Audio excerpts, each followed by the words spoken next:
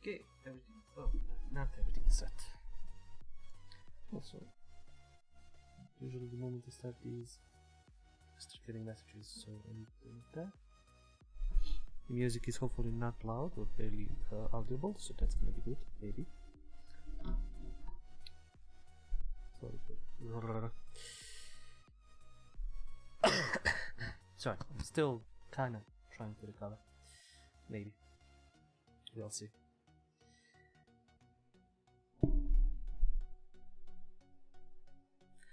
Hi everybody and welcome to another by Pen and Paper streams. Today we are doing the Steam Awards, not the Game Awards like it says above. It's the Steam Awards. We are gonna be doing the voting process. I already did my nominations and I think none of them passed. I will see. I haven't seen all of the what are the games that are chosen for nominees, so I'm gonna stick through it and I'm gonna share my thoughts and then talk about why I chose this game or the other game for voting for my votes. In case, let's just read this. Vote now. You've chosen the nominees. Now we need your help in choosing our winners. Place a vote below in each of the 10 categories before January 3rd, because winners will be announced on January the 3rd, like 1 hour later.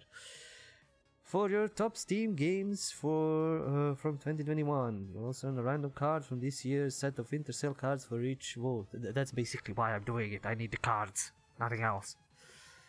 Okay, let's go down. The categories, we're gonna go through each of them, so we're just gonna scroll past all of these. You will see in the description of all of them, because if you click on this, it just sent down. So, first one. 2021 Game of the Year. Maybe it was the immersive gameplay, or its gripping story, its well-crafted characters, immaculate design, or addictive multiplayer. Whatever the reason, the winner of this year's Game of the Year awards is an instant classic. Oh boy. Oh boy. I mean, people voted for their favorite game. This is the best thing about Steam Game Awards compared to other ones, is you need the Steam account to vote. So players, this is players nominating and voting for stuff, this is why this is so wild here. What can I say? Let's go with Cyberpunk 2077. It could have been. It definitely could have been, but the myriad of bugs, the overhype that didn't really progress to so much. Like from what I hear, what I guess, it's basically it's something like a Telltale game. You start at one point, you branch out however the way you want, you go to different paths, you chose whatever, but all in all, in the end, you will have maybe one or two choices in the middle that everybody will have, and whatever you choose, you're still gonna have the same kind of an ending where you choose just, I don't know, a few choices and that's that. So it's not really that much branching out and all of that, so it's kind of folds in on itself. So it's basically just how you want to get from point A to point B. It's not much just going from point A, B to B or C or D or F or whatever. So it could have been, but nah. New World, simply, it failed. It was amazing for a month, but now whatever I hear about New World, it's failing. There's barely anyone playing. The PvP is destroyed. There is no balance, like between factions, not in the game, but also in game items are being broken.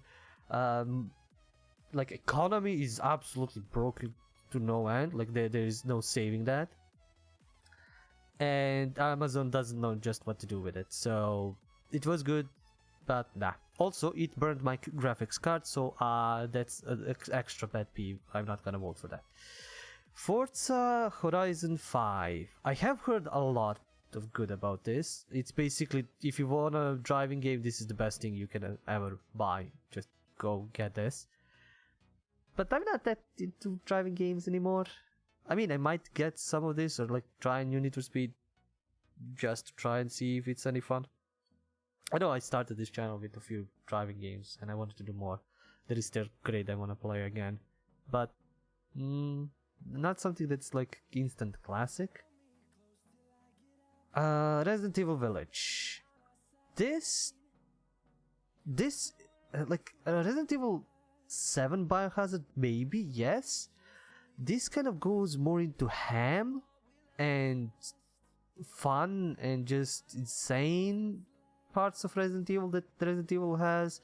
And that's not bad, that's good. That's like Resident Evil is going through its paces once again. Like creates classic in 7, then goes ham in the sequel, and then maybe breaks the mold and either destroys the trilogy or makes it even greater in a third game. So I can't really give it this, but I'm gonna actually vote it Valheim. The thing is, the game is still developing, it's still growing, but it became kind of an instant classic the moment it came out. Like, there's still people playing it, there's still people enjoying it, there is still stuff you can do, there is new stuff coming out. Like, you can return to this game year after year and you can still have new experiences, new stuff to do, even with old characters. I'm glad the Steam doesn't activate any voice for this, because it will probably get copyright claims. So my vote for Game of the Year is actually gonna go to Valheim. I'm guessing the thing that's gonna win out is either Cyberpunk or Village, because that's the most people that, you know, play.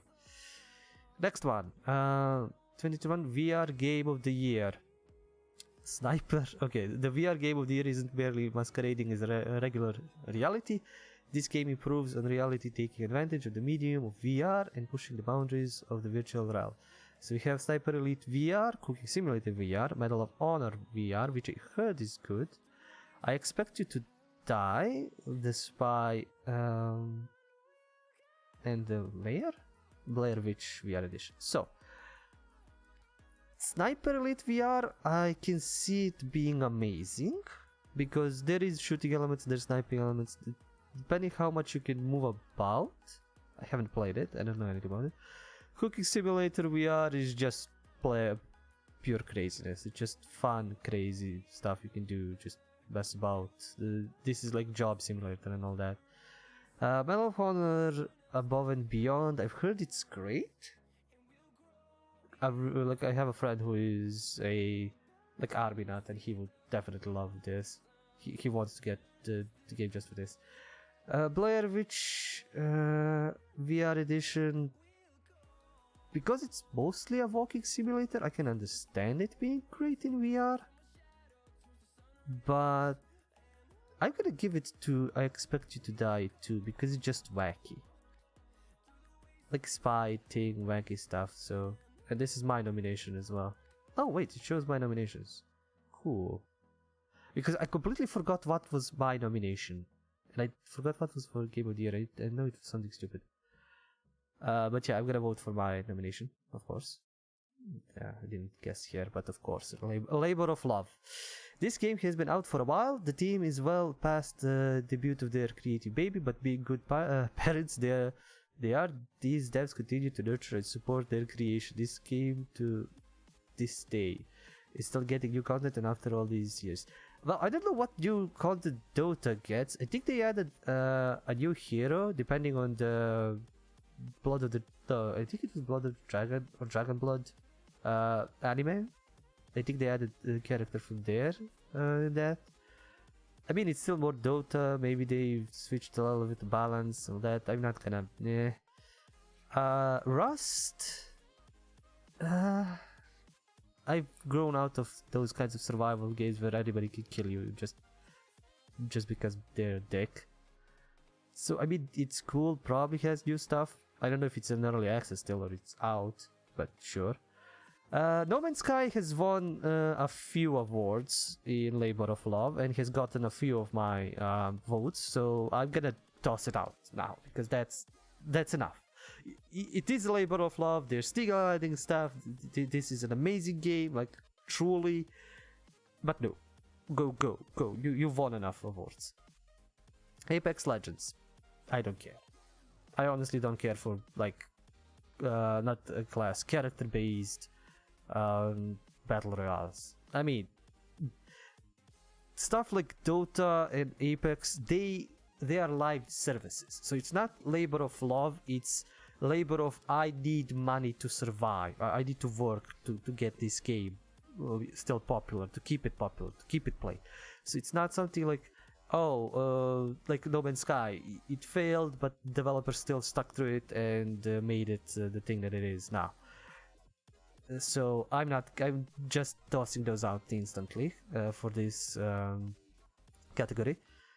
As I said, No Man's Sky won a lot of rewards. Rust I don't care about, so I'm gonna vote for Terraria, because this game came out and it was good, but the developers still stuck through it, still upgraded it, and they've actually finished it by their own words. So there is like an end to it. They've finished developing the game, adding all the stuff that they want. Like there's of course mods and other bullshit probably from people that still love this game, but they've completed its chapter, so they could go make something else. So that's why I'm gonna give my vote to Terraria. It is a labor of love. It is a labor of the developers. Better with friends. There are some games out there that just aren't the same when you play by yourself. Maybe you need to have a friend to watch your back. Maybe you need to have a friend that you can stab in their back. Either way, fun is always those who gather friends together play this game. Halo, yes, definitely better with friends, especially the multiplayer. That's free. I mean, okay, I wanted to toss it out because it's just a multiplayer game. There's no point in playing it solo. It's boring. It Takes Two, yes, definitely, but it's not just the problem with It Takes Two. It's 2 players. This is like a game with your friends. This is not something you can, if you want to truly enjoy it, this is not something you can, pass the controller or have 4 or 5 guys play this together. This is just 2. So yes, it's an amazing, but no. Crab game. Why is this here? Why is the meme game here? This is... Why is this here? This is Squid Game, just somebody made it in Unity in like 2 days or something. I don't know. I don't care. Back 4 Blood. I mean, this is me. This would be me voting for Left 4 Dead again. It is better with friends. It is good. It is fun. But so my initial idea to vote for this is Valheim again. You can play it alone completely, but it's not as fun. Like, it's not as easy. It's not as interesting. It's not as wild as if you like with your friends. Like the image here, you create a whole Viking town, castle thing, or you go hunt trolls. You do stuff like that. The bad thing about Valheim is whenever a new biggest patch comes out, you need to reroll your whole world because you need to apply the new patch and stuff into it, especially if you add new biomes and stuff like that. So I am not that. Plus, I already voted for Valheim up above. I don't know if it's gonna win. I think it's gonna win this here, but I'm gonna actually go vote for Halo.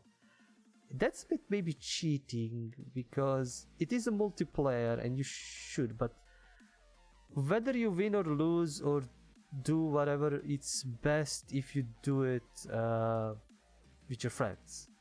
Like, it's definitely best if you play through it with your friends instead of like just alone. Outstanding visual style. Visual style doesn't aspire to real-world graphical fidelity, though a noble goal in itself. It describes a distinctive look and feel that suffuses an entire game. Okay, there's some great options here. The problem is I would get Forza Horizon 5 out instantly. It has one of the most amazing, most detailed visuals ever, but it's not a style, it's realism. And that's boring. Subnautica... Okay, so the rest of these are amazing choices. Like, I honestly... I mean, I have my idea, but still. Like, Subnautica Below Zero is amazing because you get to explore great underworld settings, great monsters, great creatures, great biomes. Like, everything is amazing in that. Little Nightmares is just dark and gloomy, but also kind of cute and fun and interesting. It's that dark and scary where even if you're scared, you're kind of enjoying it. It's weird. It's like, watching old Ren and Stimpy cartoons, or some kind of those weird animations, which just borderline disgusting, but not. Like, just weird. Bright Memory Infinite is an amazing idea to put here. Like, whoever thought of this, it has a wild style. I want to play this game. I don't know if I can run this game, but it's wild. And of course there is Psychonauts 2, which I think I'm gonna vote for because its outstanding visual style is just, you cannot expect it. It's too wild. It's for this, underwater kind of similar creatures, stuff like that. Little Nightmares, kind of gloomy, okay, cool. But Psychonauts can be anything and everything, all in together. Just like, I mean, that's gonna be my vote. I think I've only managed to get only one of my nominees in here. Anyway, most innovative gameplay. The designer of this game are at the front lines of creative experimentation, bringing a fresh perspective and brain-breaking surprises. The game delighted, inspired, entertained the newest ever played before. I've heard good things about Loop Hero, but I never played it. And I mean, it was free on Epic a few days ago, so if you got it, you can try it. But it's a roguelite, and I don't really consider them. They have made innovative gameplays in it, but I don't really consider them too much. Deathloop, good idea, but at the end, it's the Hotline Miami first person with kind of time travel or explain mechanics, and somebody else can snipe you in the middle of your run because also has multiplayer. That's cool addition to that, but also annoying.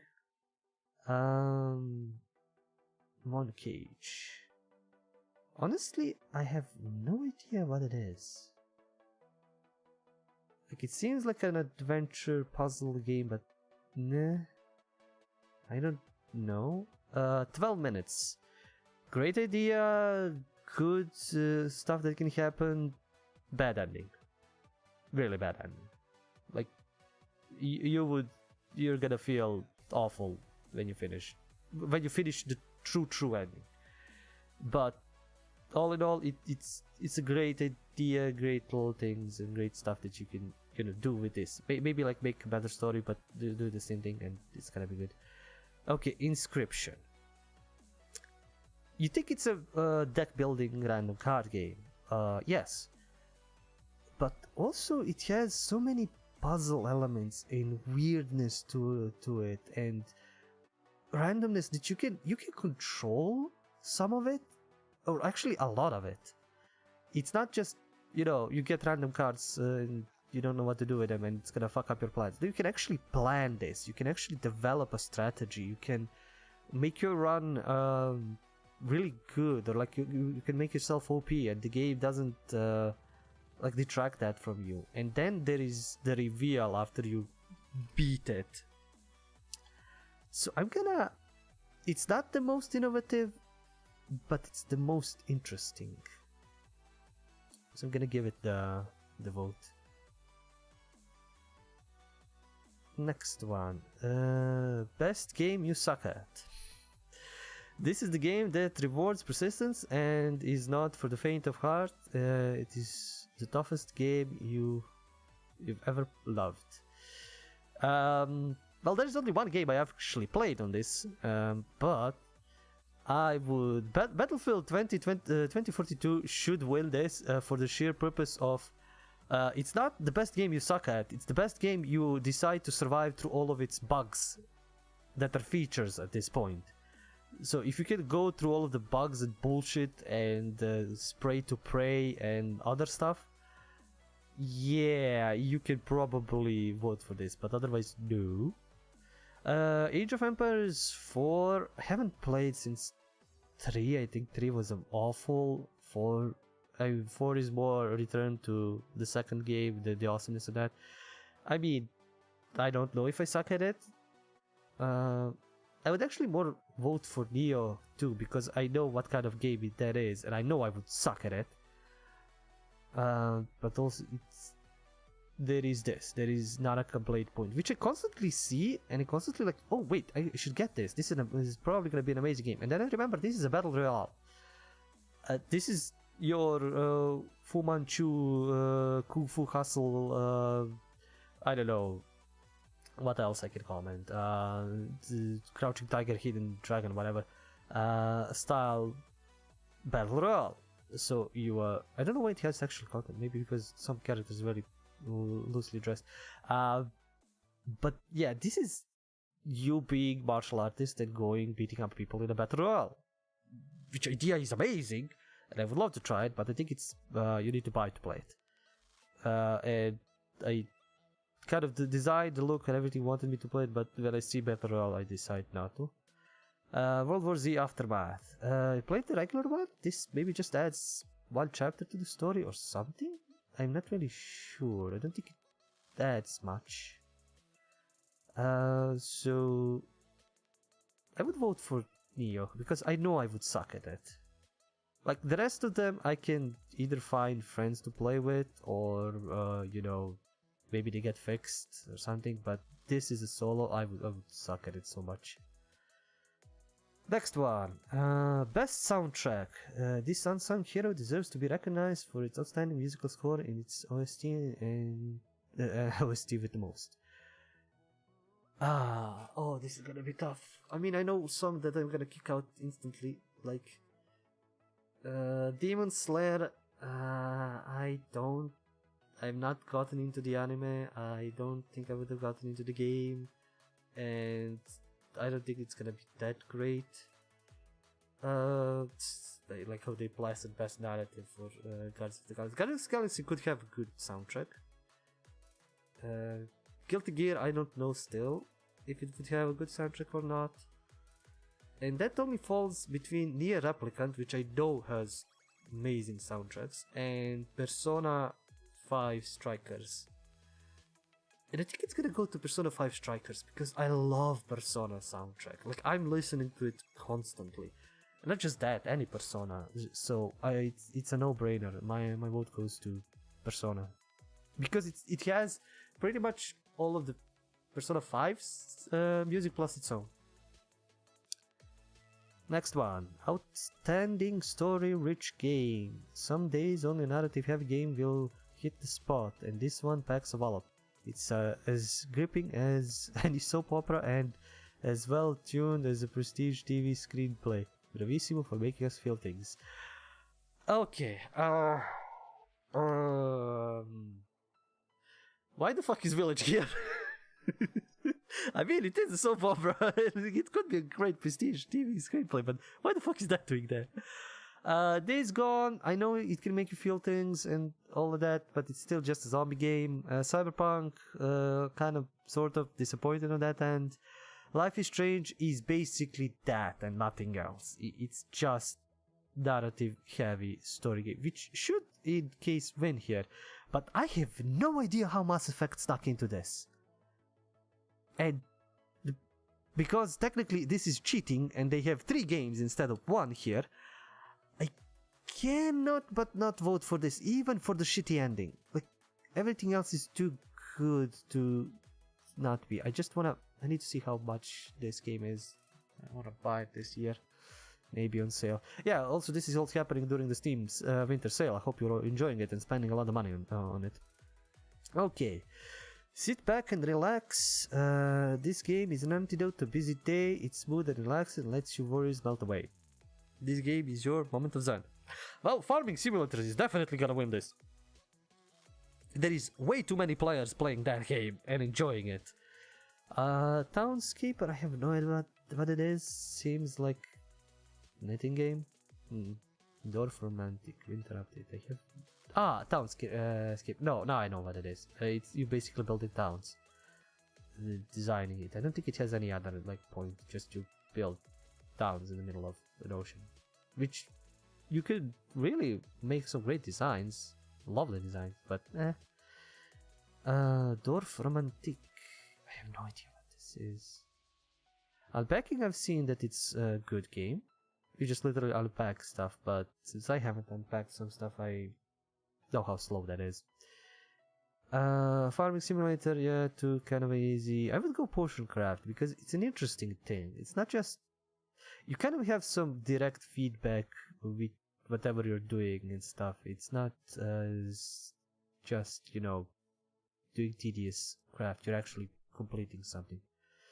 And yeah, I think that's it. That was our vote. So I've made my own choices, and I'm sticking with them, however wild and stupid they might be. But yeah, from these, like, my guess is either Cyberpunk or Village is gonna win the Game of the Year because it has too many fans. But the game that kind of presented this year is mostly Valheim. You can just go do stuff. You can do so much stuff in it, and that's mostly just random and with players and people. It's not just designed. Your World could have won, I'm guessing, but it burned out my graphics card, and I'm not voting for it on that principle. Horizon, maybe if I gotten into it. Village is still need to go to get played at, and Cyberpunk again. Even from a good friend, he commented it's basically just mostly meh. Nothing revolutionary. Valheim, when it came out, it's still like Rust and like other survival games, but it added a lot more new mechanics, interesting stuff. Like the building is not just random. You build shit one on another, and the foods, the health bars, the combat, the monsters, the music, like everything is kind of surprising and cool. So yeah, those are my votes. If you wanna vote, go to Steam and give your own votes for it. And of course, I'm getting messages the moment I stream. So thank you for watching. Thank you for sticking around. This was like a little bit, almost half an hour of me just bantering about. I will return when the winners are announced, and just do a little bit of commentary or like a follow-up to this. So yeah, thank you for watching, thank you for sticking around. There's the like, subscribe, comment, dance, Patreon for support, and until next time, as always, it's the stories that we play. See ya.